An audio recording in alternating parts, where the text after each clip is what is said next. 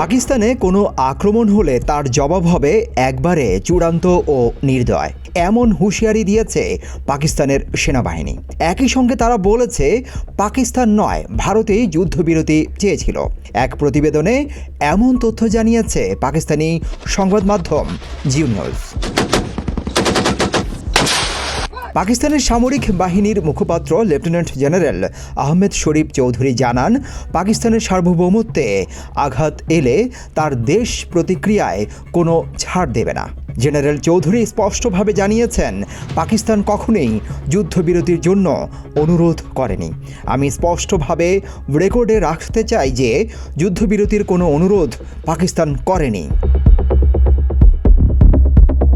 General Chowdhury ব্যাখ্যা করেন, 6 ও 7 মে রাতের ওই কাপুরুষোচিত ও নৃশংস হামলার পর ভারত যুদ্ধবিরতির অনুরোধ জানায়, কিন্তু পাকিস্তান তখন জানিয়ে দেয়, আমরা উপযুক্ত জবাব দেওয়ার পরেই বিষয়টি নিয়ে আবার কথা বলবো।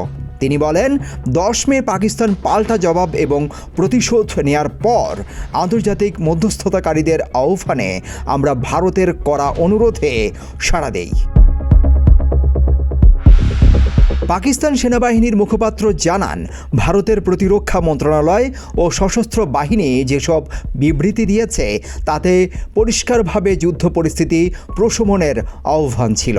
জেনারেল চৌধুরী জানান, আমাদের হামলার টার্গেটের মধ্যে ছিল ভারতীয় বিমান বাহিনী ও বিমান ঘাঁটি, যেমন সুরতগড়, আদমপুর, নালিয়া, শ্রীনগর, জম্মু, উধমপুর ও পাঠানকোট। তিনি দাবি করেন, পাক বাহিনীর হামলায় এইসব ঘাঁটি বড় ধরনের ক্ষতির সম্মুখীন হয়েছে, যার ফলে ভারত যুদ্ধবিরতির আলোচনায় বসতে রাজি হয়।